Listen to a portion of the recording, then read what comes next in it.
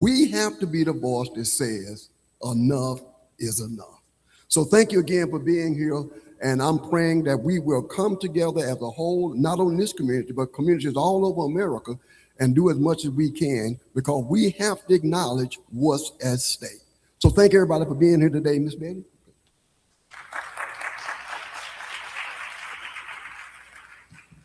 Good morning again.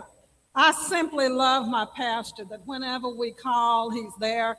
He's been going through some things, and so I told him not to come this morning, and I've told him to leave when you can. Don't stay too long, but he's going to do what he's going to do. So I just want to thank all of you for being here, and I want to talk about this day. There's several things, and this agenda is tight, y'all. It's tight, but I'm going to ask y'all, it's worth you staying for. We have some things that we need to say, and we need you. This day came about because of Mr. Chris Charles Scott that's here with us. Chris is one of ours, and when he called Michael, and whenever Michael calls me or I call Michael, we show up for each other. And he called Michael, and he said he wanted to talk about East Texas. He wanted to talk about things that are going on in East Texas and the power that's in East Texas, and that we were not being noticed and noted because of the lack of turnout within our communities. And so Michael and this team here, and I will introduce you our team, we've worked 8 elections together with a few other people that's not here. Carrick is here that has worked elections with us. Brother Rodney is here that's worked elections with us. Dee Pendleton has worked elections with us. But this team, the elections that we have put together and that we've come together, we've won 8 elections in East Texas, in Smith County. And some of the elections that we won, we shouldn't have won, but it was because of the brain trust that we have in this group that we have. And so on this day, Chris recognized what was going on, and Chris lives all the way in Las Vegas, and I will introduce him later. You have a flyer on your desk about who he is. He is amazing. And it tells what East Texas has done for him to have gone all over the world and do the things all over the world, and for him to look back and say that East Texas matter, your voices matter, and we want to hear, and what can we do to mobilize the vote in East Texas? So we took that challenge and we did that. So our committee, we call our committee the MOVE Committee, Magnify Our Voices Everywhere, Faith in Action. He had asked us to focus on faith. And so this committee, Shirley Gilbert, that's my sister, y'all. Stand up, Shirley. Shirley is with East Texas Caucus, and Shirley helped fund, East Texas Caucus helped fund this brunch. And then we have Karen Wilkerson. Where's Karen? There's Karen. Everybody knows Karen.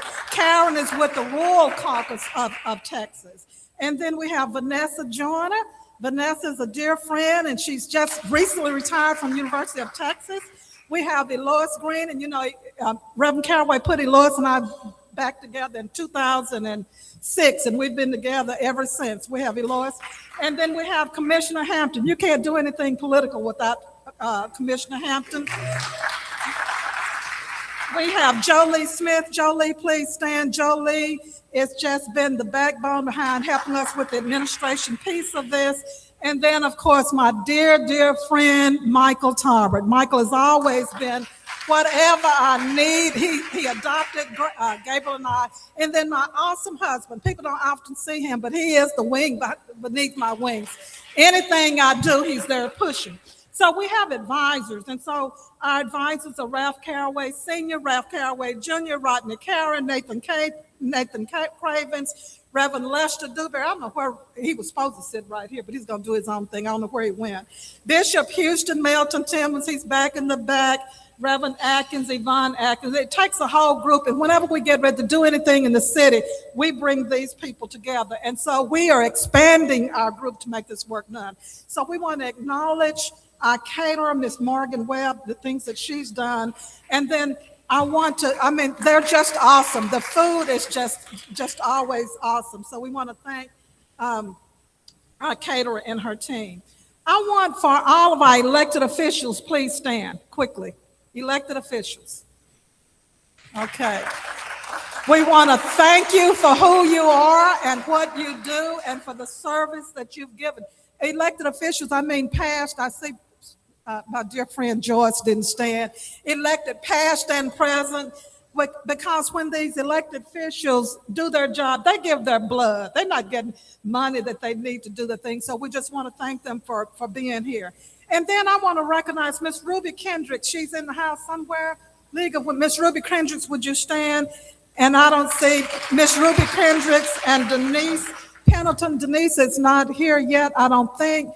But Miss Ruby Kendricks is with League of Women Voters and Denise, and they're doing some amazing things with League of Women Voters. And one of the things that they're doing, and Vanessa Joyner on our MOVE team is working with them to work with colleges and universities to get the vote out with colleges. And they got 2 events coming up. One on the 15th where 5 colleges, HBCUs are coming together. And then one tentatively on the 25th. And then what they need, y'all, now I'm going to give a personal donation. And I'm going to ask before then, if my friend Melton Timmons was here, he'd have y'all standing up dishing out money right away. But I'm going to ask that individually, if you can think in terms of giving donations to this effort for these college students. We want to move the needle with our college students with that. This facility, there's a bathroom located right behind this sign here. There are 2 banks of bathrooms. There's one right behind this wall for men and women, and there's one on the other wall for men and women. We're going to ask that you silence your phone. Now, we've brought you together, and we don't want you to think that we don't know that you know. You serve your people, you serve organizations, and we know that you know the chaos that's going on in America. We know that you know that the crossroads, and we know that you know that everything's in God's hand and that God has a plan and his plan is going to be covered. But what we know is that every time that God did something, then he had hands to help him move the needle. So it's our hands, it's your hands to help be a voice and help your people to understand who, what, why, and get the vote out. So with that, I'm going to turn it over to our beloved Bishop, Reverend Dr. Houston. Dr. Houston is the pastor of Smith Temple. He is the prelate Northeast Second Jurisdiction of the Church of God in Christ. He is our wisdom. We can call him, and he gives us so much energy. So, Bishop Houston. Thank you, Sister Mitchell. God bless you. It's good for us to be here. What a blessing it is to see all of these distinguished leaders and people that are present, concerned about the cause which we have gathered. When I think about the times in which we live, a story comes to mind that from way back that I heard years ago. This was in old London town, England, during the days of the lamplighter, the night watchman, the town crier. And this particular night, the town crier ran through the village crying, "Wake up, everybody. Wake up, everybody. Something strange has happened. It is now 13 o'clock. 13 o'clock. It is later now than it has ever been before. Time in which we live is later than it has ever been before. First of all, I want to let you know, I'm not ashamed. I still believe in God Almighty, the creator of the universe. By him all things made. Without him nothing was made. I still believe in that. I still believe in the black church. I still believe in the black preacher. Call him what you will. Call him a charlatan, a pimp, a playboy. But it was the black church, the black preacher that kept our race alive. Even when hope seemed like hope unborn had died. I still believe in black people. I still believe we are capable of rising to whatever the task may be. And I still believe that we have that energy that moves us when the time has come. But I am mindful of a danger that we might need to be aware of. When you have, and thank God for all these tremendous leaders, spend their time, effort, resources, the danger is they suffer and can suffer burnout. And they can become what we call benevolence fatigue, and they give up. So I want to encourage all of you great leaders, don't give up. Our people need help. Well, we shouldn't be so down on ourselves. You see, black folk are some of the most moral, loving, gentle people on the face of the earth. Y'all realize this, black folk could have killed more white folk during slavery than you could count.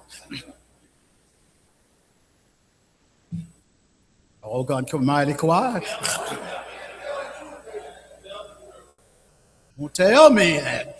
We nursed the children, we took care, they prepared all the food, all that stuff. And you know good and well, black folk knew mushrooms. They knew the poison mushrooms, non-poisonous. They knew what poke salad was, poke salad, turnip greens. But black people are gentle, kind, and loving. But we do have a few faults.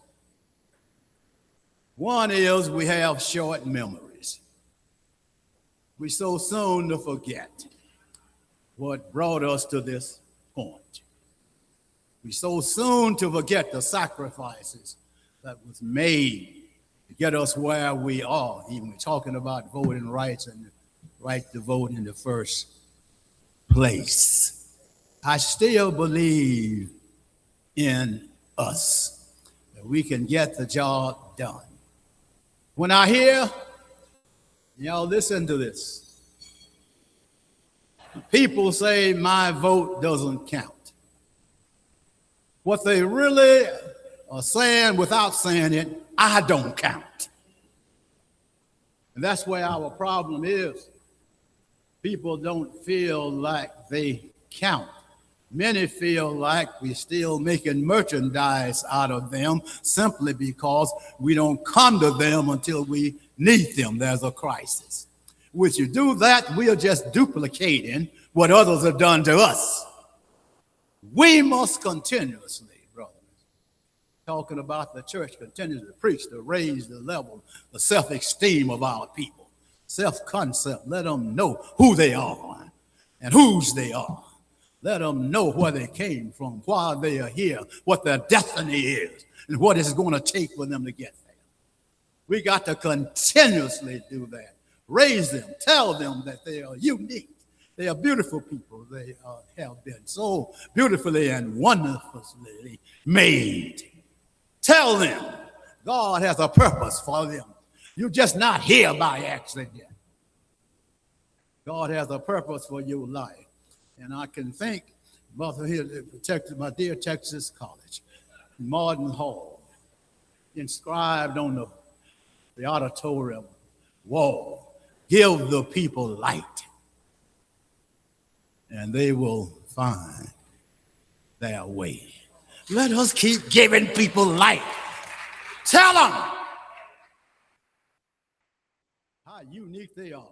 Some folk we have me realize. Don't you know how you're so unique until your fingerprint is not like any other in the world? God made you that way, and thank God you count.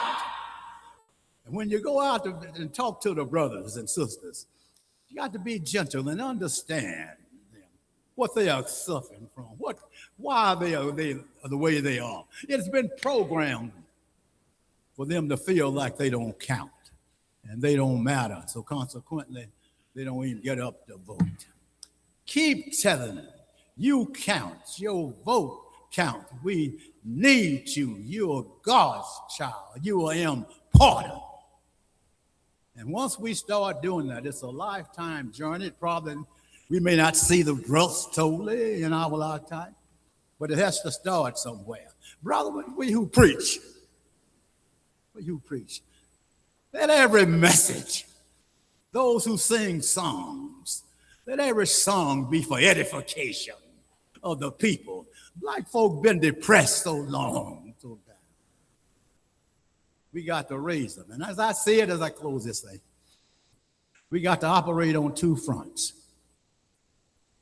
One is resisting segregation, racism, bigotry, second-class citizenship on one hand, and the other one is healing the effects of slavery.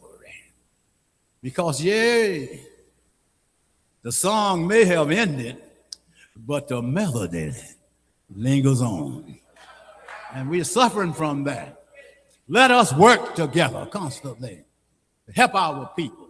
Then you'll see them voting. You'll see them rising up, and know that God has called them to higher heights and deeper depths in Him. So God bless you. I have seen it. I have seen. I was young, but now I'm old.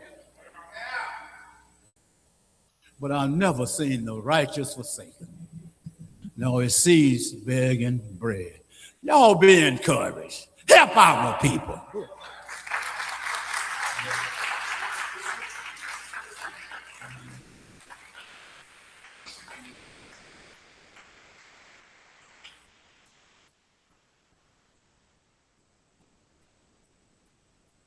Wow. That was worth coming just for that, right? I tell you, for every time I've heard Bishop, he gives us the energy. You know, we have this thing called St. Louis Community Meeting. And I said, Reverend, we're just tired. He said, but you can't give up. Every time he speaks, he gives a word of encouragement to help us keep moving on. Thank you, Bishop. And we're celebrating Bishop. Bishop is going to turn 90, and he doesn't mind telling it because I got a big flyer on September the 5th at Smith Temple Church. I don't know how Smith Temple's going to hold everybody, but at Smith Temple at 11 o'clock, we're celebrating Bishop. So, Bishop, thank you for the life that you led, the legacy you lived, the words of wisdom, the encouragement, and just who you are. And may God bless you, keep you, and always share for you. Thank you. Okay, I'm going to just quickly introduce our speaker. That's what I'm supposed to be doing, right, Michael? I'm so honored to, I've told you a little bit about Chris, and you have his flyer. I knew Chris back when he was in high school with my niece, and I heard him speak at a funeral, and I knew that young man was going somewhere. And anytime we mention Chris Scott around here, somebody says, I know him. And Janice High, up there, Janice is our one and all, everything we need. Janice High, I said, Janice, would you print this flyer for us? We're out of money. We don't have no ink to print this. Would you print this for us? She said, Chris, that's our Chris. She said, we had him back in East Texas Baptist Congress. And so people remember he hails from Chapel Hill. He went to Chapel Hill School. He went to Baylor. He was raised by his grandmother and his aunt, and he's never forgotten the lessons that was given. He is a distinguished alumni on the advisory board of Baylor. Now, I can't see all this that's written. You can read, you've written this. But just what I want to say is that he's everywhere doing some of everything. He is a filmmaker, and he won't tell you anything about him, so you have to go Google. So I Googled the other day, and he told us, he said, well, I got to leave here, and I got to go to Martha's Vineyard. I thought, what you doing up in Martha's Vineyard vacationing? Well, he was up in Martha's Vineyard. He's done a documentary on Houston Tillerson, and my husband taught at Houston-Tillotson back there. So he did a documentary on homecoming on Houston-Tillotson, and he's done other documentaries. He's done documentaries on hospice patients. You have to Google him to learn all this. He just won't tell you that much. But the legacy that he left, and he's made monumental strides in telling the stories and documentaries of what he's doing. Now, his name of his organization, Strategy, he'll have to tell you that, Films. He'll tell you all of that. But it's just amazing. He was in Martha's Vineyard doing that, been to South America since he left that, and then back here in Tyler, Texas, just to come and to be with you. And I believe he has some good news for us today. And so I'm going to let him tell you about himself and about this work and why he engaged us. All right. Thank you, Chris. We're honored.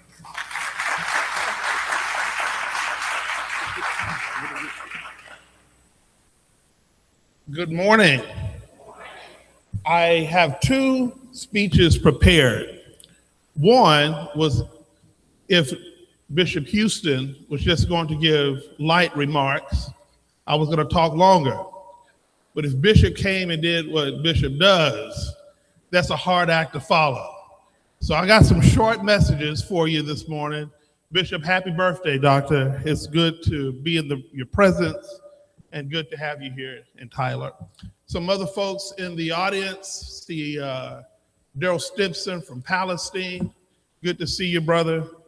We need to take a DNA test. His dad is for sure that we're related somehow. Brother Caston King, Pastor King, it's good to see you, brother.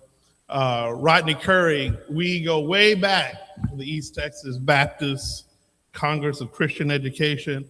And along there with us was Ralph Carraway Jr. All grew up together through that system. And speaking of the Carraways, Commissioner Carraway, thank you for opening up your church. Thank you for opening up your heart.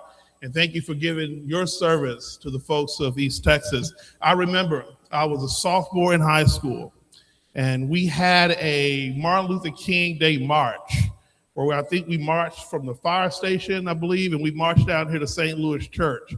I was a sophomore in high school. It was on a Saturday morning, and Pastor Carraway gave a message called A Man According to the Manual. I remember that, and that's been over 20 years ago. That message has just stuck with me for so long. It's good to see you. To all the elected officials here, thank you for being here. Pastor Basin, I see you. Happy retirement. Well, they brought her back out of retirement. Well, happy homecoming. I won't speak long today. Pastor Actis, it's good to see you as well. I was doing some research at the Smith County Historic Society. I said, I need some research material on Black history.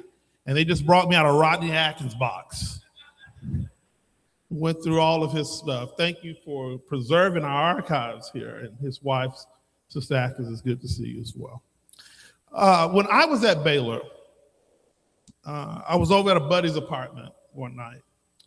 And we were doing what college guys do. We were sitting around playing dominoes, having a couple of beers. And on the TV was a boxing match. And there was one fighter in white trunks. And there was another fighter in red trunks. And by the end of the fourth round, they flashed the scorecards on the screen, and the guy in the white trunks was way ahead. He was controlling the fight. My friend looked at the TV and said, man, the guy in the white trunks is winning, but I bet the red trunks comes back and wins. I laughed. I said, there's no chance the red trunks is going to come back. He goes, I will bet you $200 that the guy in the red trunks will come back and win this fight. I was young. I was confident. I did not have $200, but I shook his hand and took the bet because I was so confident in the fight that I was seeing. The next round started, and little by little, the boxer in the red trunks started finding his rhythm.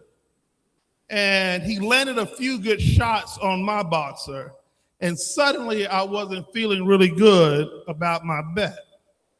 Then in the eighth round, the guy in the red trunks caught my guy with a stiff lick to the side of his head.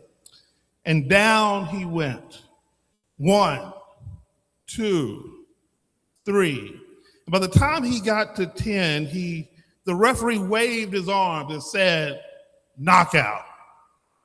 My guy had lost the fight. I couldn't believe that I just lost $200 that I did not have. And as I was trying to explain to my friend that why as Christians we shouldn't be gambling, he looked at me and told me, he said, brother, keep your money. This fight was on last night.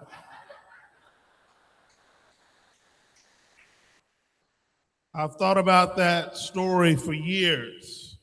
How differently do we walk into battles when we know the outcome?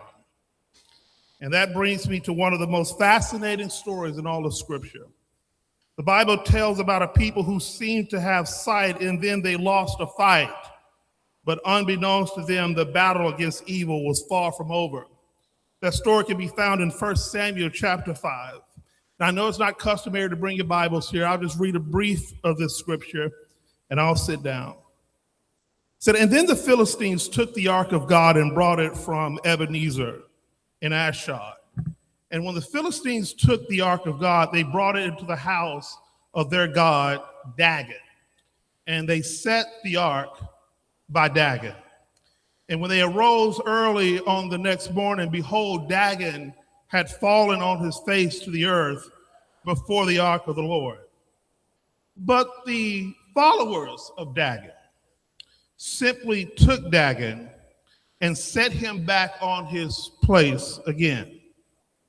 But the next morning, they rose once again, and Dagon had once again fallen to the ground before the ark of the Lord. But this time the head of Dagon and both the palms of his hands were cut off upon the threshold.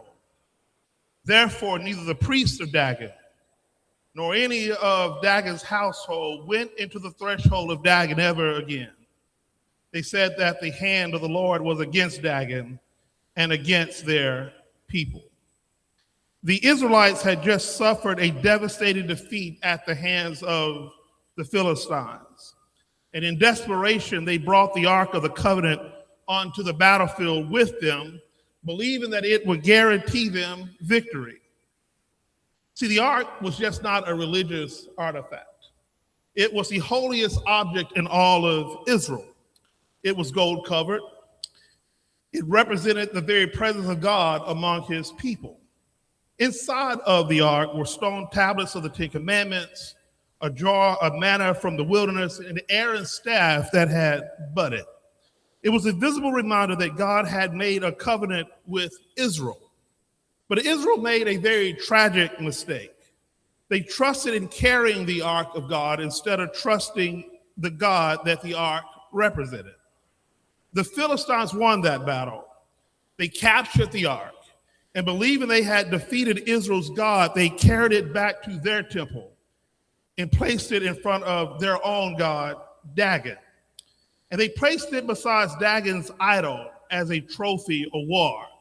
And in the ancient world, that's how victories were understood. That if your army defeated another's army, that meant their God had defeated your God. And so the Philistines went to bed believing that Dagon had won. And they were superior. But when they woke up in the next morning, Dagon was lying face down before the ark of God. Lies, falsehoods, fake religion cannot stand when truth enters the room. Family, I'd like to talk just for a few seconds on the topic, the day after Dagon fell. The day after Dagon fell. The first few times they found Dagon toppled over, they did not accept that as defeat. They just simply picked him back up and put him back on his pedestal. Today, as Black people, we are experiencing the reemergence of lies told against us. That we are criminals and slackers, that we have not earned anything, systems and ideologies that were designed by the enemy to say you are defeated and they are superior, are springing back up. Nasty ancient beliefs about our worth and place in our democracy that we thought were eradicated and knocked down and are now being propped back up. And this is not new. After the end of one of history's most brutal systems of human bondage, a system that treated Black men and women and children as property rather than people, the nation entered a season called Reconstruction. Freedom had finally come, but freedom did not come with land. It did not come with wealth. It did not come with security. And thousands of formerly enslaved people stepped into a new liberty with little more than faith and each other. And yet, despite every obstacle, we began to build. We began to own land. We built families. We built communities. We educated our children. We voted. We served on juries. We were elected sheriffs and mayors and state legislators and congressmen, and we even elected a state senator. For a brief moment, America caught a glimpse of a Black people, what we had known about ourselves, that our value was never confined to the cotton field, that our minds could be educated, that our character could lead, and that our gifts could strengthen this nation. But when those who had built their identity on the lie that Black people were inferior saw Black excellence rising, they refused to accept that the idol had fallen. So they picked Dagon right back up. Reconstruction gave way to Jim Crow, and Jim Crow gave way to lynching and poll taxes and literacy tests and convict leasings, terror in white robes. The Ku Klux Klan did not create a new lie. They simply stood the old one back on its feet. And church, every time truth knocks down lies, somebody is determined to pick it right back up. Reconstruction came to an end, but the fight did not. Across the South, segregation became the law of the land. The Ku Klux Klan spread terror through the night. Lynches became public spectacles. Poll taxes and literary tests stripped away our rights to vote. The purpose was not simply to separate Black people from white people. It was to preserve a system that had depended upon Black people believing we were less than what God had declared us to be.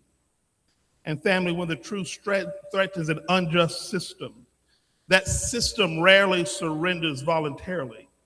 It just simply changes its strategy. If they could no longer own our bodies, they would try to control our minds. If they could no longer own our bodies, they would try to control our opportunities. If they could no longer enslave our hands, they would try to imprison our minds. If they could no longer write slavery into law, they would write inequality into law. They just simply picked Dagon back up. But here's the remarkable thing, that every barrier that they built became another reason for us to build on our own. If we couldn't attend their schools, we built our schools. If we couldn't worship in their churches, we built our churches. If we couldn't borrow from their banks, we built our businesses. If we couldn't walk to their front doors, we built our own front porches. What was meant to isolate us became the soil in which Black excellence took root. And right here in East Texas, we know the story. Texas College was founded by our Christian Methodist Episcopal brethren in 1949 to educate Black minds when others refused. Jarvis Christian College became a beacon of opportunity, my mother's alma mater. Wiley College in nearby Marshall was producing scholars, ministers, teachers, lawyers, and leaders who would change this nation. The very people who had been told they were intellectually inferior kept proving generation after generation that the lie could not survive the truth. And eventually the truth reached the highest court in the land. In 1954, something remarkable happened that we believed had broken the back of inequality. After years of struggle and prayer and organizing and sacrifice, the Supreme Court handed down its Brown v. Board of Education ruling. In this one sentence, the court dismantled the legal foundation of segregated public education by declaring that separate educational facilities are inherently unequal. And for the first time in generations, the law of the land began to catch up with what God had already declared, that every child bears the image of God and possesses equal dignity. Truth had entered the room. The lie that Black children were somehow less deserving of an equal education had been exposed.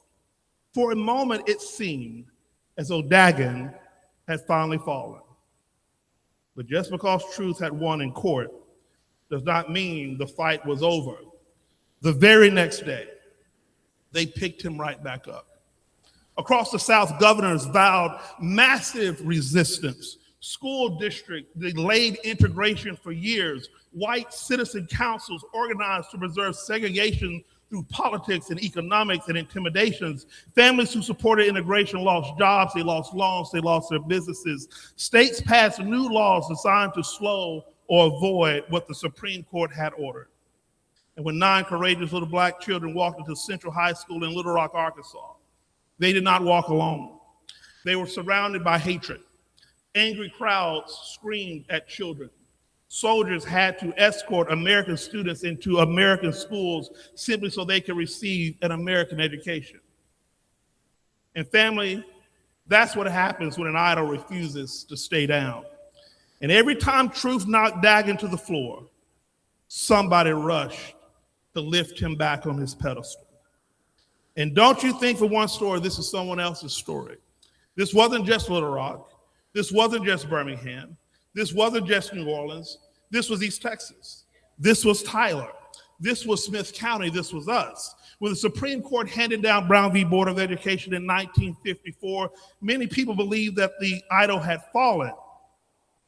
But it wasn't into 1965, 11 years after Brown v. Board of Education, that Tyler ISD approved its first desegregation plan.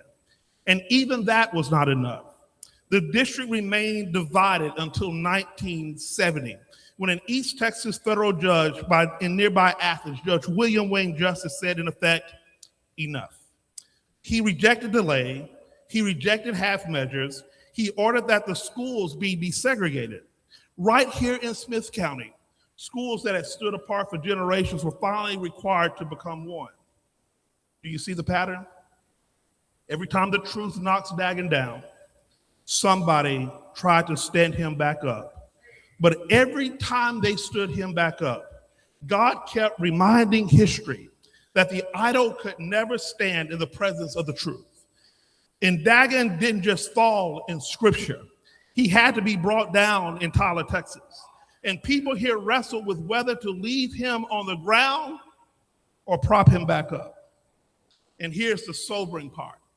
Even after Judge Wayne Justice ordered desegregation, even though the courts had spoken, even though the law had changed, the federal government knew that work was not finished. Why? Because they understood something we've all known all along, that when Dagon falls, somebody usually tries to pick him back up. For decades, Tyler Independent School District remained under federal court supervision. The government simply didn't walk away after the order was signed. It stayed. It watched. It required accountability. It made sure that the promise of equal opportunity became more than words on paper. Think about this. It wasn't until 2016 that the federal court finally lifted its supervision, concluding that Tyler ISD had met its desegregation obligations after decades of oversight. A young black child entered her first year of school in a Tyler district that could not be trusted to do what was right. And this was in 2016. For nearly half a century, someone had to keep watch to make sure that Dagon stayed on the ground. And because history has taught us that nobody was watching, someone would pick Dagon back up. And family, that is the painful irony of this story, that here in the Bible Belt, here where there's churches on every corner, here where our counterparts can quote scripture, there are still hearts wrestling with the ancient lie that one child of God is worth more than another. And that's why this story is not ultimately about the Philistines. It's about every generation having to ask itself one question, that when God knocks down an idol, will we leave it there or will we help put it back on its feet? As my Baptist brethren can say, I'm almost to a close. In 2008, America witnessed something that generations before us had only prayed that they would see. A black family walked into the White House. The descendants of people who had been sold on auction blocks now lived in the people's house. We had come from the slave quarters to the White House, from the back of the bus to the front of the motorcade. I heard an old preacher say when I was young, we came from the donkey backs to the Cadillacs, from the cotton gins to the Mercedes Benz. And let me be clear, Black excellence did not begin in 2008. Black excellence had always been there. The nation was finally being forced to recognize what God placed in us all along. We watched more of our sons and daughters walk across college stages than ever before. We watched Black women become one of the most educated groups in America, breaking barriers in boardrooms, in courtrooms, in hospitals, in classrooms, in executive suites, and corporate leadership. We watched Black professionals enter spaces that had been closed to our grandparents. We watched entrepreneurs build businesses. We watched families purchase homes. We watched opportunity begin to catch up with our ability. No, the work was not finished. The wealth gap still existed. Discrimination still existed, but the trajectory was undeniable. The descendants of those who had been told they were inferior kept proving over and over and over again that the lie was never true. And for a moment, many of us thought that Dagon was finally dead. But we know the story. We know what happened. And today we are watching it all over again. We're watching battles over voting rights return to the courts. We're watching congressional districts that communities fought for over decades, challenged, redrawn, and eliminated, forcing many communities to fight all over again for representation. We're watching debates over whose history can be taught, whose voices can be heard, and whose vote carries equal weight. My people, this isn't a few chips taken out of the foundation. To many, it feels like an effort to rebuild Dagon higher than he's ever been built before. The names have changed. The methods have changed. But the temptation to rebuild the idol remains the same. And that's why we cannot be complacent. Yesterday's victories do not guarantee tomorrow's freedoms. The day after Dagon falls is not the day God's people stop working. It is the day God's people stand watch. They tell the truth. They build, they serve, and refuse to let the old lies reclaim the ground that truth has already won.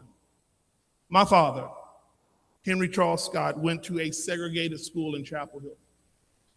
Around our parts, they did not call my dad Henry. They called him Big Hen, Chicken Man.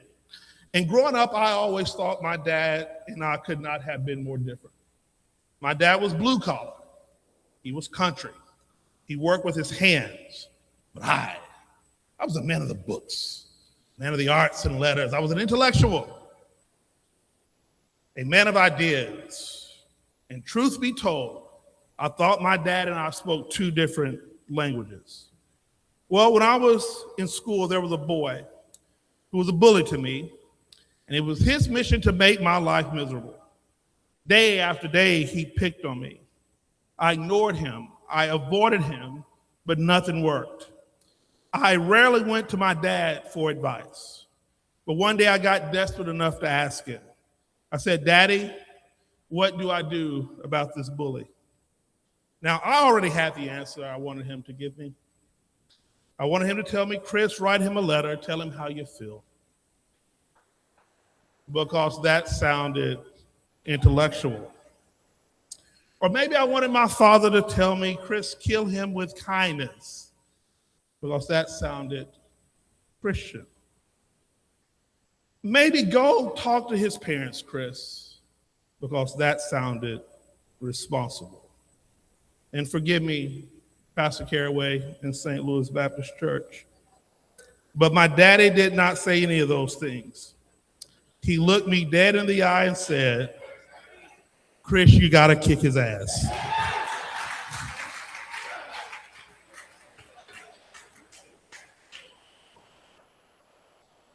Don't miss what my father was trying to tell me. There comes a moment when bullies mistake kindness for surrender. There comes a moment when you have explained enough. You've negotiated enough. You've waited enough. And you've got to stand your ground. I'm not talking about with fists. I'm talking about with faith. I'm talking about with backbone. I'm talking about with courage. I'm talking about with conviction. And I'm talking about refusing to surrender what generations before us have sacrificed to build. Because Dagon doesn't fall because we ask him politely. Dagon falls when God's people stand firmly for the truth. And once God knocks him down, our responsibility is to make sure no one picks him back up again. That's why we got to watch, we got to pray, but yeah, we got to fight. Because every generation has decided whether it will leave Dagon lying on the ground or help put him back on his pedestal. As I come to a close, there's a story about a boxer who was getting ready for the biggest fight of his life. And there at ringside, his family sat next to their priest. The wife of the boxer asked the priest, she said, "Father, could you pray that my husband wins this fight?" The priest says, "Yeah, I can do that. But it would really help if your husband knows how to throw a punch." Family, that's where we are. We've prayed, and thank God we prayed. We've watched, and thank God we have been watching. But now it's time to throw some punches. My dad, Henry Charles Scott, drove dump trucks and heavy equipment. And every now and then he would pick up some work over at the old oil palace. And one day he was working a boxing match and he came home with free tickets. And I remember sitting in the bleachers watching this fight with my father. There was a skinny little Mexican fighter fighting this little skinny white fighter. And the white fighter was working him over. But soon at the end of the match, here comes the Mexican fighter, just started throwing punches out of nowhere. And one landed and knocked the white boxer to the ground. After the fight, they interviewed him. And the interviewer said, "How did you come back and win that fight?" In broken English, he said something I'll never forget. He said, "I just kept throwing punches, hoping one would land. And when he went down, I wanted to hit him hard enough so he would stay down." Church, that's my sermon. We are in a fight. And don't misunderstand the times we're living in. We are in a fight. We've taken some hard punches. Some days it feels like we're behind in the scorecards. Some days it feels like the other side has the momentum. But I came to remind you, I've already seen this fight, and we already know who wins. Start throwing punches. Keep throwing punches of truth. Keep throwing punches of justice. Keep throwing punches of education. Keep throwing punches of voting. Keep throwing the punches of building strong families. Keep throwing punches of mentoring our children. Keep throwing punches of faith, because every punch thrown for truth is another blow against Dagon. And when God knocks Dagon down, don't help anybody stand him back up. I get so sick of seeing people that look like us at their rallies. I get so sick of seeing people look at us at animal rights rallies. We don't have our rights. What are you doing over there? We have to focus. We have to fight. I grew up at a church called St. Violet Baptist Church, 2767 Old Kilgore Highway. Dr. Billy P. Cleaver, our pastor. And there we sang a song at St. Violet. It said, "Victory is mine. Victory is mine." It said, "Victory today is mine." What did it say? "I told Satan, get thee behind, because victory today is mine." Thank you for having me. Let's get out of this moment.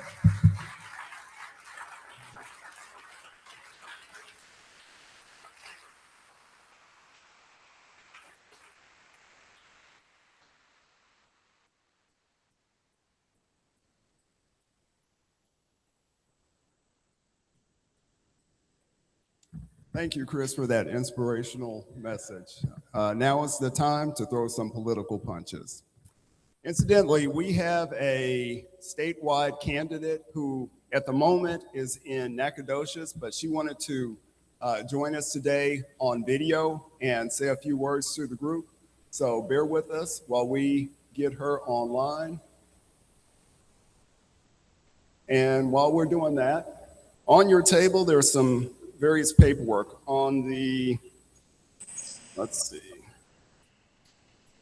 We had sent out a little survey, a little feedback form. I just want to interject. We see Brother Baldry slipping out, and we just want to thank him for being here today. You know, we know that he's been not well, and we're just so glad to see you. He's one of our mentors and advisors, and we just want to thank him for being here. Love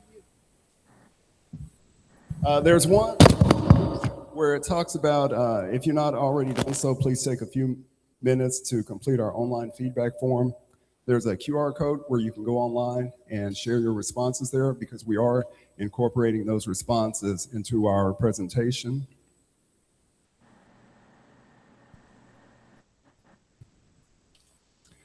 On one of the forms, it says issues affecting the Black community in 2026. There's a QR code there to the website votetexas.gov.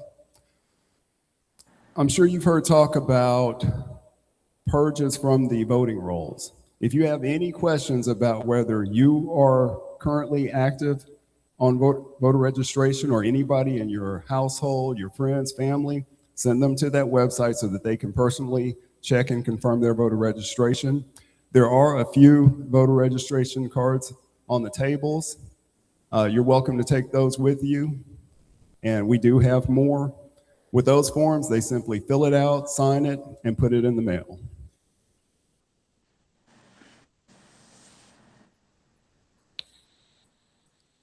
And Miss Janice, how are we looking?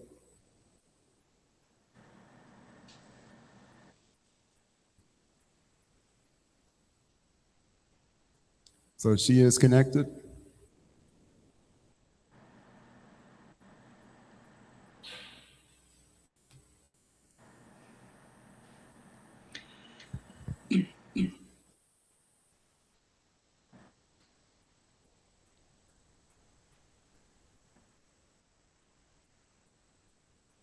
Hi, Michael. You can hear me. We Can you see hear me? you. We can't see you yet. Okay, well, allow All right. me to introduce her. This is State Representative Vicki Goodwin. She is running for Lieutenant Governor. And if you know anything about the state of Texas, in some regards, the Lieutenant Governor position is more powerful and important than the governor position, because the Lieutenant Governor decides what makes it into committees, what comes out of committees before it ever goes to the governor's desk. So Ms. Representative Vicki Goodwin is running for Lieutenant Governor, and we'd just like her to say a few words to you. If we can get her on video, there she is. All right. Hi, have the y'all. floor. Thank you for letting me come in virtually. I'm in Nacogdoches today and have been traveling around the state to talk about the issues that are important to everyday Texans. My 4 primary priorities are supporting our public schools, fixing our broken healthcare system, addressing affordability, and planning for our future water and power needs. As I have been traveling today, I am talking about my new healthcare plan called the Texas Cares Plan. We want to make sure that everyone has affordable, quality healthcare. That begins by making sure that the 5 million Texans who currently don't have health insurance can get health insurance through a state plan. So I can't, at my level, working in the state, expand Medicare or have Medicare for all, but we can have a state plan. This is a big, bold idea. But again, the idea is to make sure people can go and see a primary care doctor, that we're incentivizing people to take care of their health, that we're making sure that medication is affordable, that people aren't having to make choices of not paying their rent versus buying groceries or medication. People need to be able.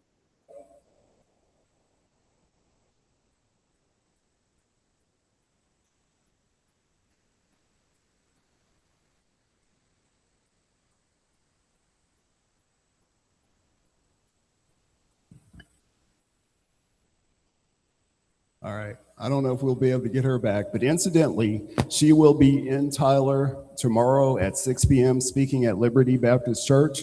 So we encourage everyone to attend, get a chance to meet her, ask her questions.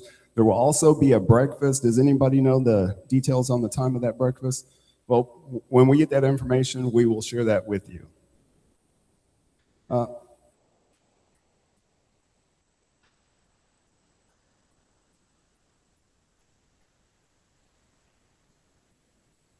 Okay, and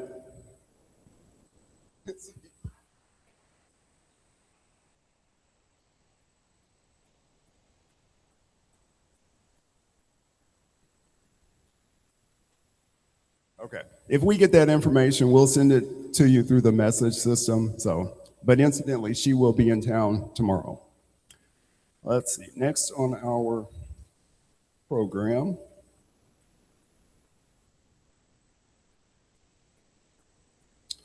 We have former Commissioner Joanne Hampton, and she will speak on faith in action. What can you do? Please join me in welcoming Commissioner Hampton.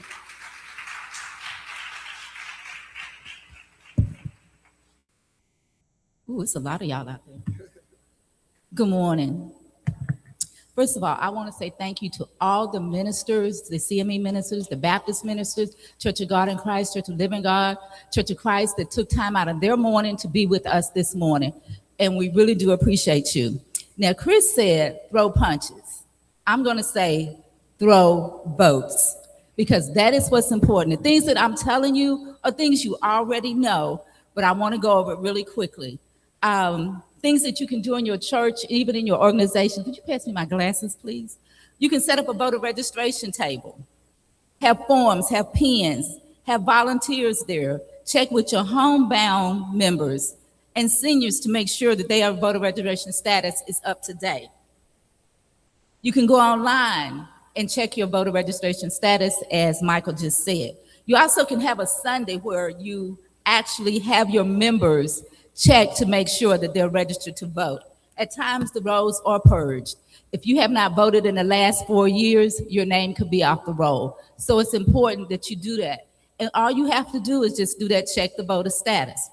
The other thing you can do is in your church announcements, give a brief reminders about registration, early voting, absentee ballot requests and returns, election day notices, help your seniors request ballots by mail application if they need them.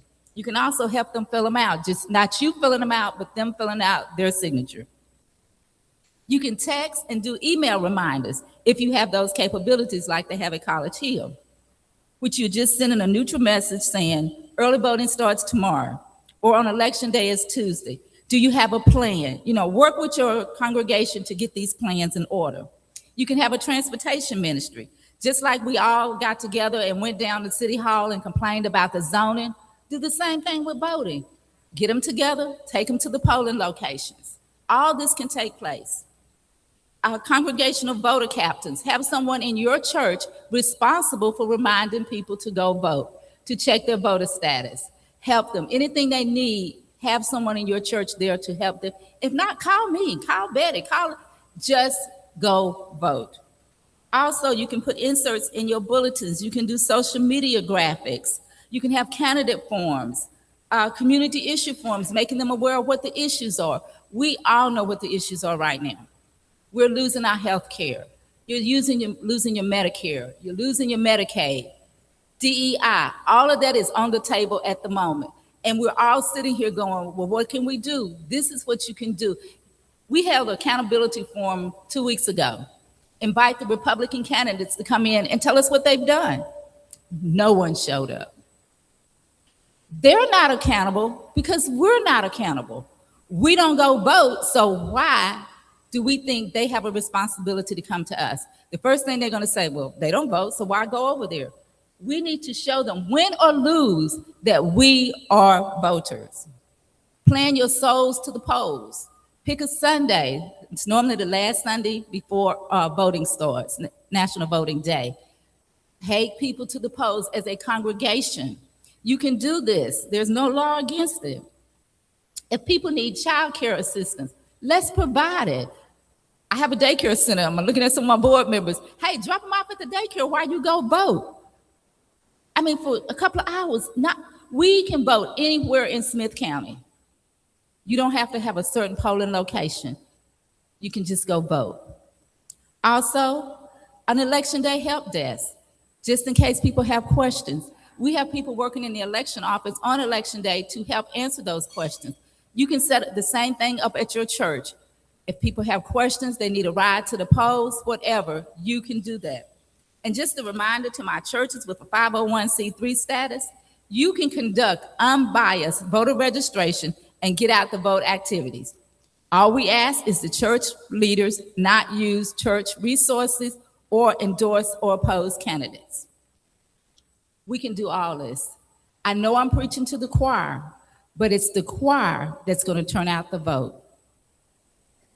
It's the choir that's going to turn out the vote. We won a mayor's election by us going to vote. We totally turn it around. Now, you guys know, most of you that know me know that I have been in office and I won my elections. I won my elections by constantly reminding people to go vote. And I did the job that was asked of me. We know whether you vote or not. We don't know who you vote for, but we know whether you vote or not. Ministers, we are willing to pull those lists for you so that you can check to see if your members are voting. Now, Elder Reverend Mason says that we should not call our members out and tell them they did not go vote, but you can talk to them in private and say, you need to go vote. I did it to my baby brother-in-law driving down Palace when I was running, and he kept telling me he had voted. And I pulled the list and showed him he had not voted. He went that same day and voted. We are our own worst enemies. We've got to make the change. As Chris say, throw the punches, throw the votes.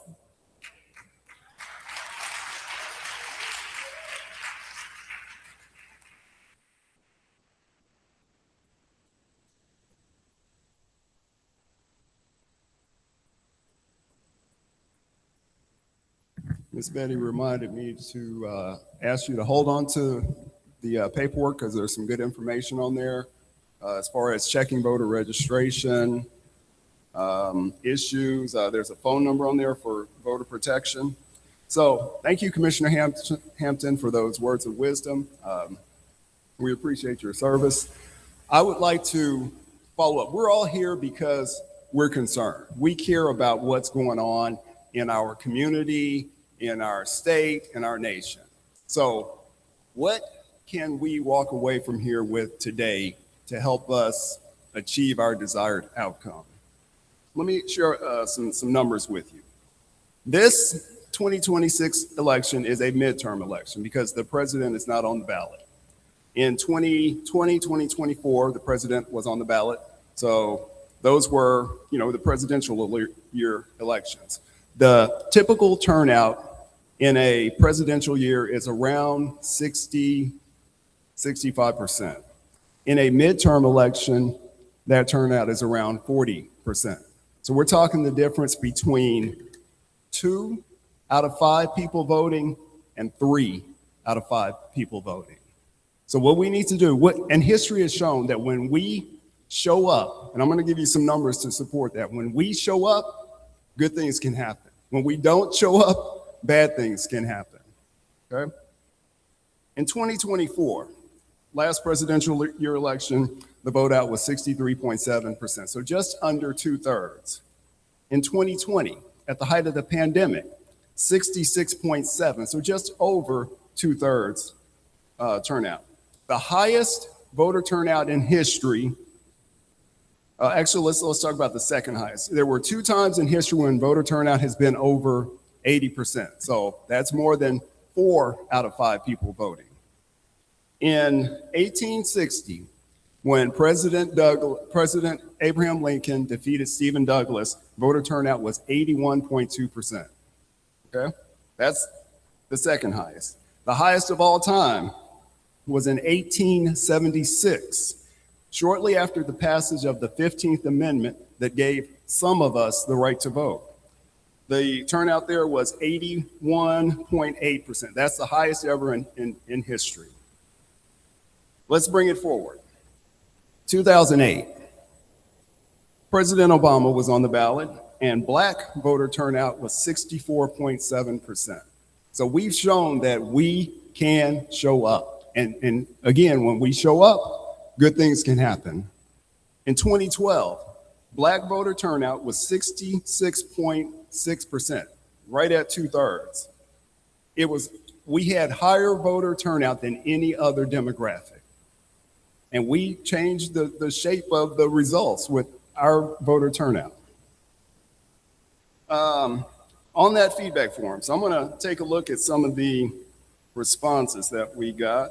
And on your table, there is a form on the back of the program, let's see, where it talks about reasons that people give for not voting. So I'm gonna give you a chance to look at those, and I'm gonna pull up some of the responses that we got from people as far as what they hear. So the number one response was, my vote doesn't count. Next was, they're gonna do what they want anyway. Third was, they're all the same. I want you to think for a minute about what is the difference between a reason and an excuse. Okay? The definition of a reason is an objective, factual explanation for why something happened, often involving factors outside your control. An excuse is a subjective justification used to dodge personal accountability or blame external circumstances for a situation you could have managed. So as you look through that list of reasons, I think you'll agree that some of them are excuses, okay? Just above that table, there are some numbers there. When Chris contacted me, he asked us, what can you do to expand your efforts? You know, me and Miss Betty had already talked about what we wanted to do locally to increase voter turnout, but Chris asked us to look broader. So we looked at the upper East Texas, the northern part of East Texas. So starting from Palestine and Anderson County over through Nacogdoches to the Louisiana border, up to Texarkana and Bowie County. We have the chair from Bowie County here with us today, over to Lamar County on the Red River. So that's 26 counties, and those are the counties listed there. If you look at the numbers, the last column shows a total of 19,346 Black registered voters in Smith County. Okay? Each one of those pairs of columns show for the last 3 elections, how many of those 3 elections did each voter vote in? So we'll start with the last one. In Smith County, 26.47% of Black voters voted in 3 out of 3 elections. I'm one of those 3 out of 3 elections, and I imagine many of you are. If we look at the first column, 41.56% of Black registered voters have not voted in the last 3 general elections. So that's 2020, at the height of the pandemic, when the current president was on the ballot. That's 2024, when we had another presidential election. So even though they're registered, they did not, they looked around and saw what was going on and decided they weren't going to participate. So the challenge before us, how do we get the turnout in this midterm election from 40% up to 60%? We're going to have to reach some of those people. And who is best to connect with that person? It's somebody closely situated to that person, somebody they trust. When we're approaching somebody that is a non-voter, there's the golden rule: do unto others as you would have them do unto you. But that assumes that their values, their interests are the same as yours, and that's not always the case. So if I approach somebody who has not voted in the last 3 elections, and I'm telling them about the things that are important to me, that's probably not going to resonate. There is a book called The 7 Habits of Highly Effective People, and rule number 5, or habit number 5, is seek first to understand, then to be understood. So when you're approaching somebody who is a non-voter, ask some of those questions. They'll give you their reasons or excuses for why they don't vote, listen to them. Be patient. Don't be judgmental. That is the key. Form a relationship. Today is August 20th. Early voting starts in 60 days from now on October 19th. So we've got 60 days to reach some of these people and help them. Not force them, but help them understand the connection between voting and their everyday lives. That is the challenge. We all vote for a reason. And give me just a second. I'm going to read some of the reasons that people shared for why they vote. It's my right and for better laws. It was modeled in childhood. I interpret it as a right and a duty. My responsibility, voting matters, my voice matters. So the common theme that we've gotten back is that we vote because we have hope. You know, Bishop Houston talked about hope. In 2008, President Obama talked about hope. What is hope? What is hope in action? The best definition of hope that I found is, let's see, it's a desire accompanied by expectation of obtaining what is desired or a belief that it is obtainable. And right now I'd like to direct your attention to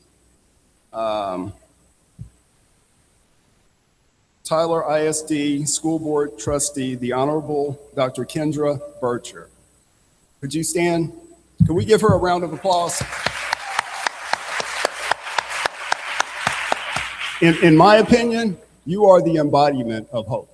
Okay, she ran in a district where she was not expected to run. She ran in a district where she was not expected to win, but I believe that she had hope. Okay, I'm pretty sure she's not a billionaire and gave out $1 million checks to people for voting. She did the work. She did the groundwork. She had a team. So, yes. All right. So thank you. Thank you again. All right. So, Commissioner Hampton gave us a few examples of things that we can do. What if we were to pair some of those 3 out of 3 voters with some of those 1 out of 3, 0 out of 3 voters? We know who they are. We have people over here that have access to the data. We know where the non-voters are. What if we were to pair somebody in your neighborhood up with one of those inconsistent voters and form a relationship with them? Help them understand why, find out what's important to them and help them understand why this election should be important to them. Okay, so that's one step. Again, the best connections come from those most closely situated. Check with the people in your sphere of influence. Don't assume that they're voted, that they're registered to vote and that they vote. Talk with them. Talk with family, friends about civic engagement in elections. Make sure they vote. Commissioner Hampton mentioned her example. As we talked in a group, we all know people who said, yeah, I vote. The information is public, okay? The way that we ensure that people don't vote twice is you have to check in when you get to the polling place. So that is public record, who checks in to vote. Nobody knows how you vote. That is private.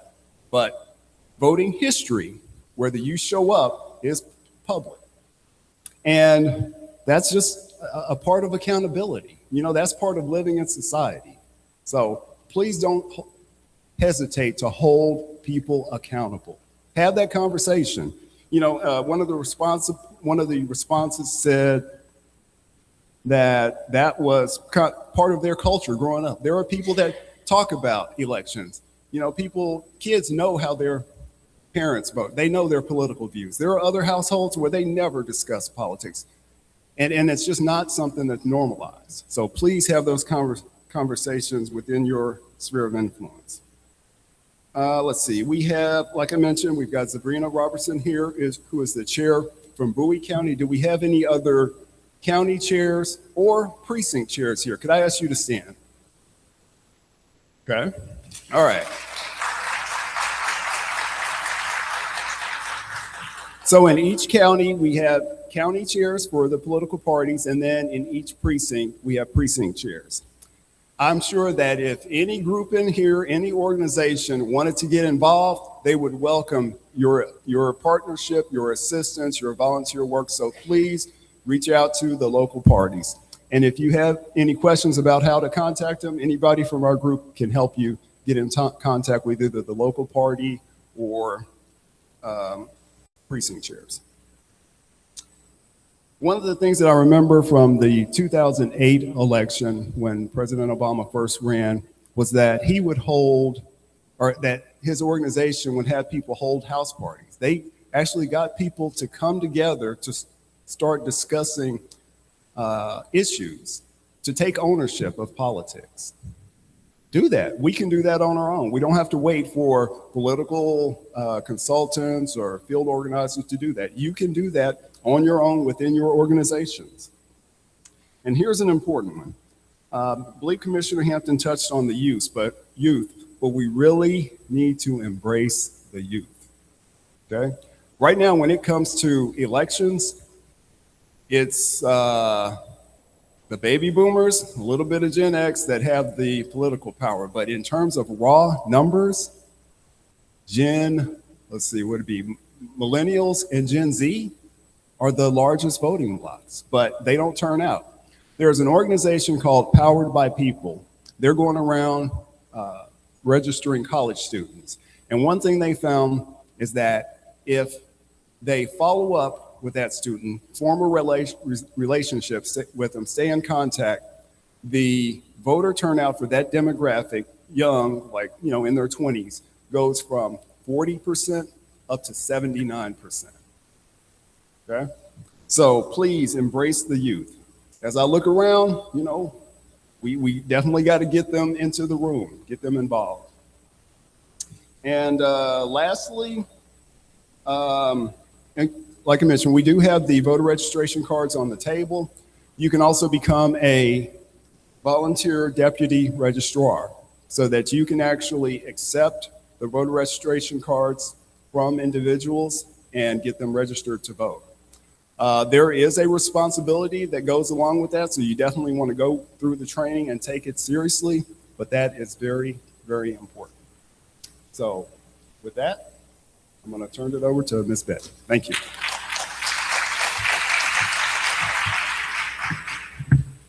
Okay, thank you, Michael. I just wanted to do it. We are ahead of schedule. We were worried about this time and worried about keeping you. How has this been for you? Okay. What we know when we get groups together, that we know the issues. And oftentimes people talk issue, and you get tired of talking about issues. It's time to put our faith into action, and that's why we've called you here. And so on the table, I just want to go back over what's on the table. Please don't throw these things away. This one here, this has, if you just, now, I'm slow, and Michael and Shirley get on me all the time about not doing what I need to do with this. But this little icon, if you take your phone, much of what you need to know about elections, the upcoming elections and information is in that little thing right there. How they do it, I said that's devil's work. I don't know how they do it, but the information is there. So don't throw this away. These issues and things, when you start talking about, we didn't have the time to put everything together. You know what the issues are.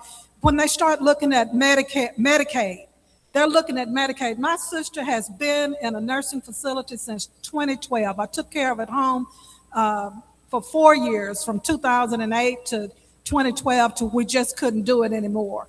Totally paralyzed, can't lift her head off the pillow, but the happiest person that you'd ever want to meet. But if they were to take her Medicaid away from her, there's no way humanly possible that we can take care of her. And so those are things that you are facing, that we are facing as a country. We looked at the staff that I had in the last job I've had. They've cut that staff, direct staff, from providing services in East Texas for 14 counties, from like 21 people down to 8 full-time people. And so the services, you start calling, trying to get in-home services to help take care of your mom or your dad or someone that's needing care. The money is not there. We had housing grants where we could put $5,000 in a month to help with weatherization and this type of thing. That housing grant is gone. We were providing dental care for people. That's gone. You know, just everything is gone. And so this is real. So we've got to put our faith into action with this. On this day, we had wanted to invite so many more, but you know, the funding that we had would allow us to invite those that are here. And there were some others that we had issues with phone numbers, emails, and a lot of the stuff came back, and we didn't know how to contact people. And so I know you don't want necessarily put your information out, but a lot of those that we had invited are not here because we were not able to reach them, and for some reason, the Evite didn't get to them. Now, I told Michael and all that those of us that is my age, we don't want no Evite. We want a phone call or this, that, and the other. But there were so many people that we were trying to reach, that not just in Smith County. When Chris talked to us, Chris is a visionary. I mean, he just blows your mind about what you can do and what he thinks you can do and putting together a plan. And he really wanted things, you know, he wanted us to invite 300 people here, but there was not funding for us to do it at this time. And so we need your names, we need your phone numbers, we need how to reach you. If you're with the church, pastors, we know you're busy. I asked Pastor, I said, Pastor, who's going to be your so-and-so? And he'll look at, he said, you it. You know what I mean? We know that our pastors are busy. So pastors, what we're asking for you, I know Chris going to have some good news for us some kind of way, and we may not be able to do the plans that we had in place, but we will be able to do something. We need your name, your correct spelling, your email address, your telephone number, and then somebody in your church or somebody within your organization. League of Women Voters are here. And so she has people that are working underneath her. Miss Ruby can't do everything herself, but she has other people. So if we can't get her, then we can connect with other people. So we're just trying to see, and we promise we won't share this information with anybody. It's just for us to be able to say, if we have additional funds that come available, how do we mobilize East Texas? We have people from other cities here. Would y'all stand? I have somebody from Marshall here. We have a pastor from Marshall here. We have Texarkana here. We have Palestine here. Y'all stand so we can't see you way back there. And so we have Dallas here. Well, she's all over the world. Dallas, New York, wherever. She's all over the world. That's Minister Elois's niece, Candace Henry. And so what we would like to do, we have just a short time frame to make a difference. And if we were to call, now I know I can call College Hill, they got a robo system over there, and you can call, and I say, Carrot, this vote thing is out, can you get your people out to vote? They just put something online and how it works and whatever, and they send messages out that some churches have that. I don't know if we have it or not. Do we have it, Pastor? I don't know what we have here. But we Janice has a way of getting message to everybody. We leave it up to her to make things happen. And so, but what we're saying is that if we were to contact you now and say, this is what we can do. Commissioner, I always call her commissioner because she stayed commissioner so long. Joanne told us and things that when this team right here, Kendra shouldn't have won that race. You know, by right, when you look at the numbers and that type of thing, but the way she worked that particular campaign, and this team right here that you see that's doing the Magnify the Voices campaign, this team right here helped put those numbers together. We looked at where she needed to go and what she needed to do. Now, we told her we weren't running no more campaigns, but what we would do is help with the data. And that's what we can help you in your particular areas. And every one of those precinct chairs that stand up, they have access to van. Sabrina here from Texarkana, she can mobilize. We were looking at, Texarkana has a large number of blacks in their area. And so what she can do is look at those numbers. If the pastors would be willing to meet with us and just have coffee and brunch, You know, we don't have Miss Webb to travel around the country with us. But if we just did coffee and brunch and say, we need to mobilize your votes out, will you come have, tea and crumpets with us in this area? And then we can give them the numbers. We can show them where people are and who has voted. In Smith County, 149,000 people are registered to vote total. 250,000 county, but 149,000 people are registered to vote. Out of those 149,000 people that are registered to vote, in the last election, just like this one, this is a midterm election. He gave you the numbers. He gave you the numbers 1 out of 3, 2 out of 3, and it's all right here. But within those particular numbers, in this same type of election that happened, a midterm election, senatorial race that happened 2018, you said, 2018, there are 30,000 registered blacks that could vote. Y'all know how many voted? 7,000. 7,000 out of 30,000. We met with some people in Longview a couple weeks ago. Longview, 69,000. In Longview, only 69,000 people registered to vote. Blacks that were registered to vote for this same election, the numbers were different on the election. There were like 18,000 blacks that could vote. About 3,500 voted. And so we've been looking at every county. And what Chris has asked us to take a look at, if we could move and get to what Michael talked about, 60% up to from 40% for this type of election, up to 60%, we have a chance of turning Texas blue. Now, East Texas can't do it ourselves, but with our little bit, with other parts a little bit, we can make a difference. And so people say, well, none of the parties are doing anything. That may be so. But when you look at what the other party is doing, and they go line up with whatever that man say, 47, 45, whatever his number is, whatever he says, they line up and they will hold their nose and hold their breath and vote. And so if you care, we have turned this generation back. We're back down as to what was happening in the 60s. Y'all, we're back to the 60s with what's going on now. And it will take 50 years to turn things around. So what we're asking, what can you do? Do you think there's something that you individually can do? What can you do? Can I have some thoughts on that? Okay.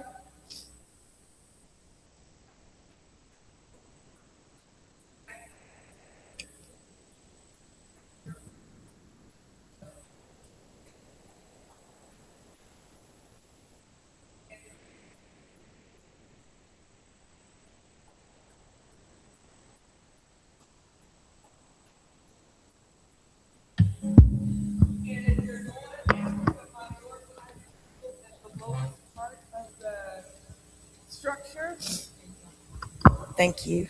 At the lowest part of the structure, they'll be coming after us next. And if you think they're not coming after us, it might not be you, but it might be your grandchildren. I'm talking about 2 generations from now. Because it took 70 years for Portugal to open the slave trade. 70 years. It took 50 years to get rid of Roe versus Wade. It's for real. And I've been taking my kids to vote since they were babies. And my daughter got her friends in college to register to vote because they, being Black American families, educated teachers and landscapers, their parents weren't voting, and their teenage college children were not voting.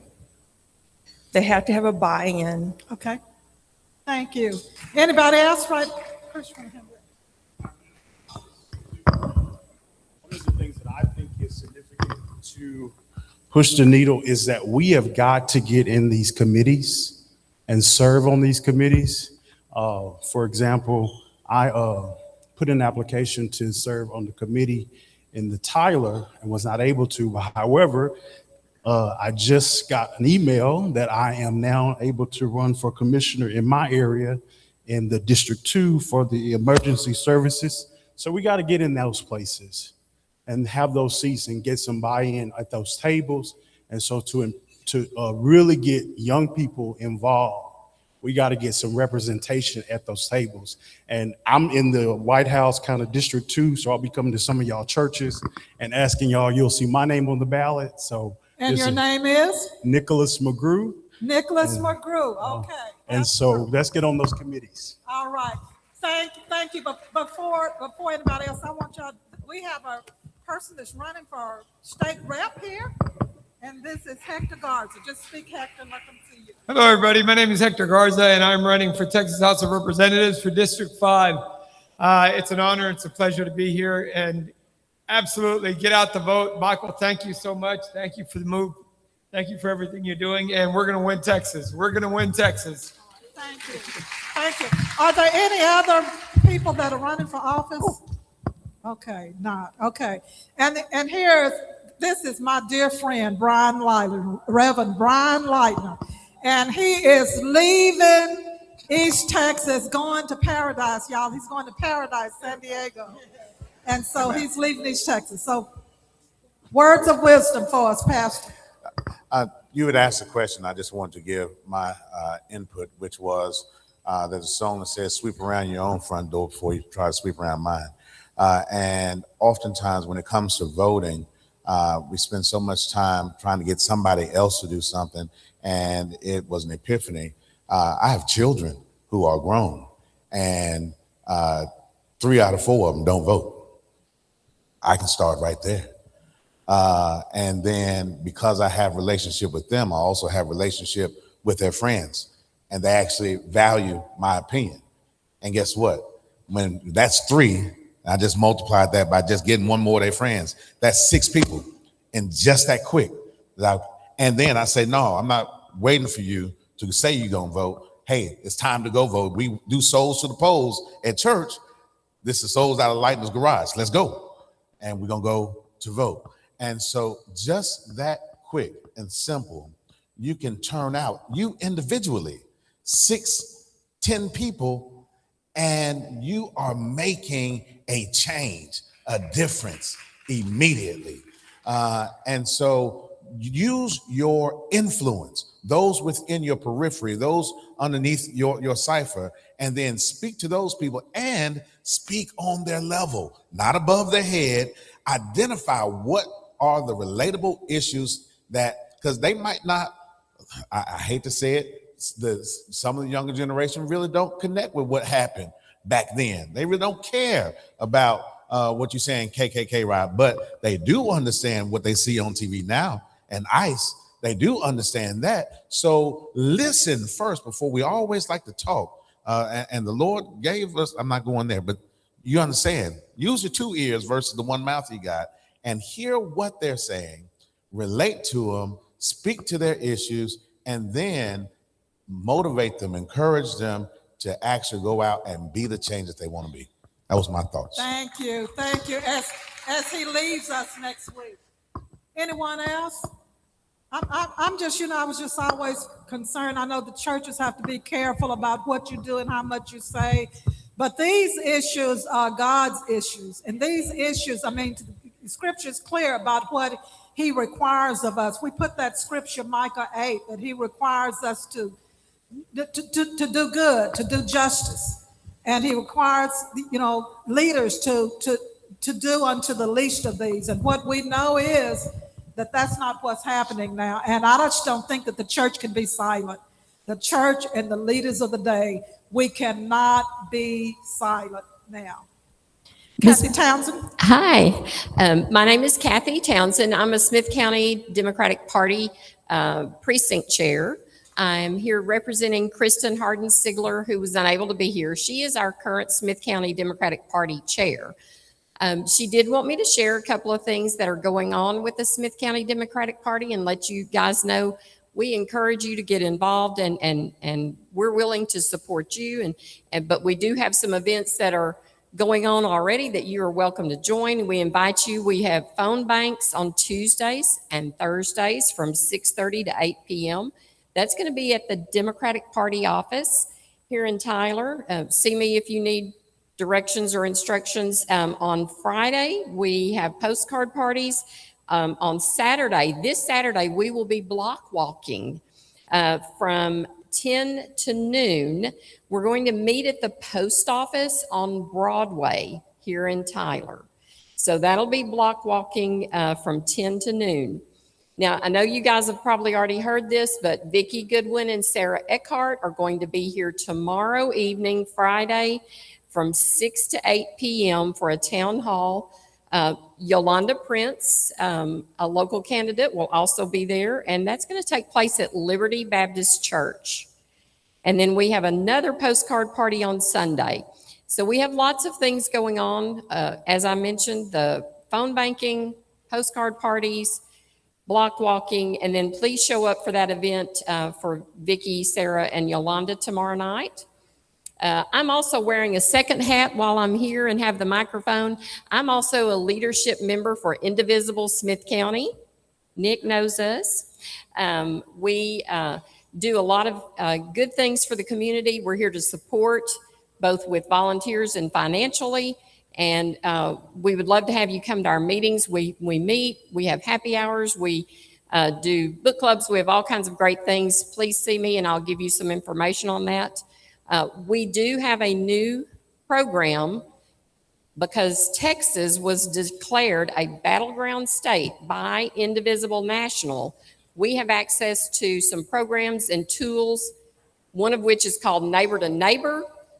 It's easy tool to use. You just go visit your neighbors, like-minded folks, and I'm happy to help you get linked in with that. Thank you. Thank you. So what I want now, hey, what about having an event and we close early? What about that? What about that? I have, when it comes to the how-tos, for every campaign that we have worked for East Texas and for rural East Texas, we have Michael, we have Karen, that is the head of rural East Texas, we have Shirley. Do you have any questions of them that may need to be answered about anything voting, about numbers? Do you have any questions of them?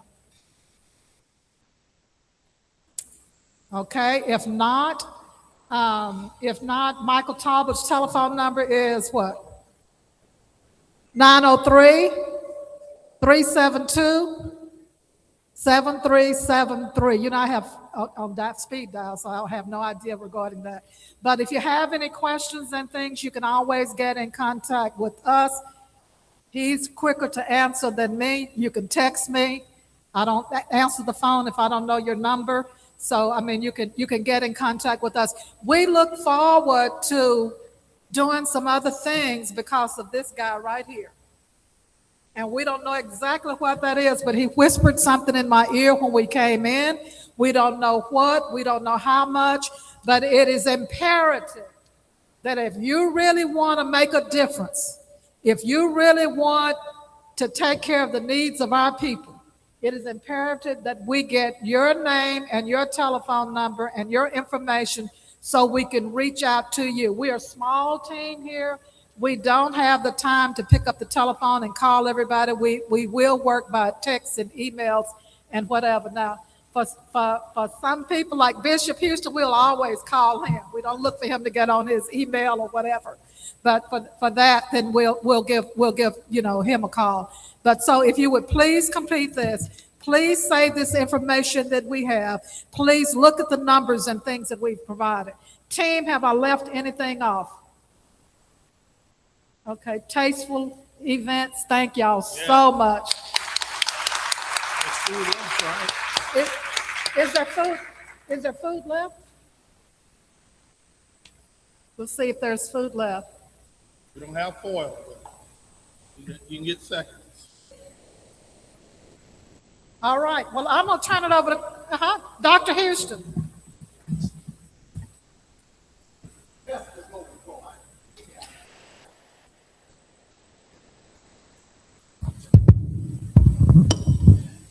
Sister Mitchell's daddy, I worked closely with her father, J.R. McDonald, pastor of this church. And late 60s, early 70s, doing this desegregation thing and so forth, we had a strong youth movement. And we met right here at St. Louis Baptist Church with the leading pastors and educators, A.G. Hilliard, the principal Emmett Scott High School. Had that strong organization. Young people gathered here on a Saturdays, right here at St. Louis Baptist Church, and we worked with them. I don't know what happened to the organization, but anyway, it's good for us to be back here. It was up with people, I think. It was up with people back then. Okay, Pastor, do you have anything you want to add? Okay. Thank you guys for coming this morning. Thank you for the caterer. Thank you, Betty. Thank you for everything. And Michael, thank you.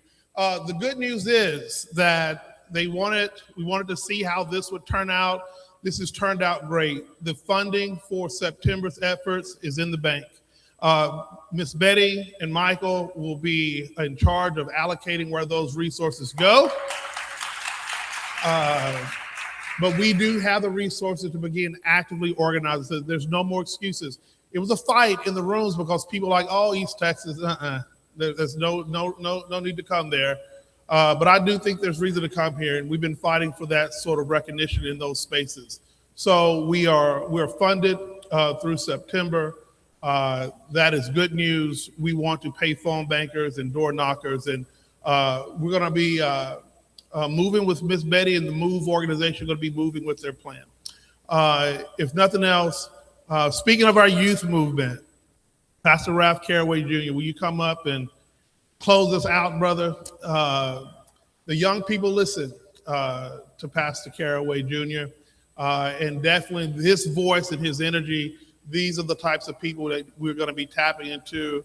I follow him on Facebook. The messages that he says on Facebook, I'm like, right on, right? This is the type of energy we need. We're so thankful for him, so thankful for his father and St. Louis Baptist. Thankful to see you guys running in 5 wheels. My segregated parents, they're back there in the back of the room. Good to see you guys. Let's get to work. Before he closes, we do have some food. Now, many of you got elders at home. You got spouses at home. We don't have a lot of carryouts. So I don't think I'll go back in the kitchen and see what we can find, but you're welcome to take the food. So we're passing the torch to this next generation. Here he is.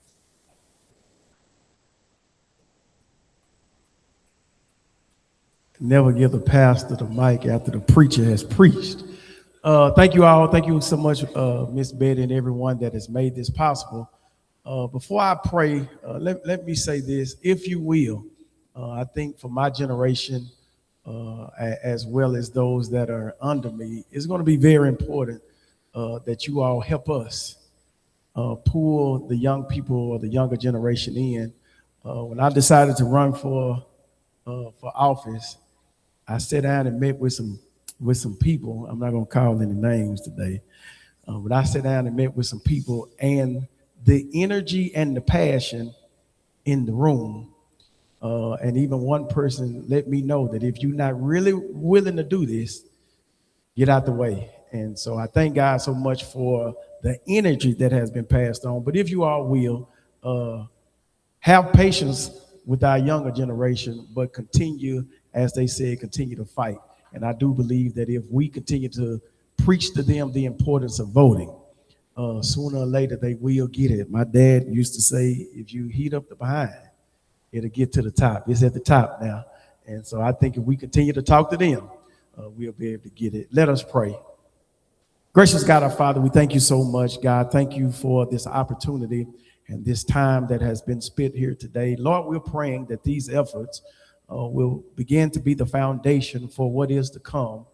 God, give us our passion, give us the energy, give us the tools that we need in order to allow others to understand the importance of the vote. Then also allow us to remember this, that we matter, and because we matter, our vote matters as well. And so, Lord, give us the strength. Lord, give us the willingness. But then, Lord, I'm praying that you would allow us to reach those that have been unreachable, and then to pull those young people up so that they may understand what we're doing, but where we're trying to go. And then, God, we pray that you would just continue to bless us as only you can. In Jesus' mighty name we pray, amen.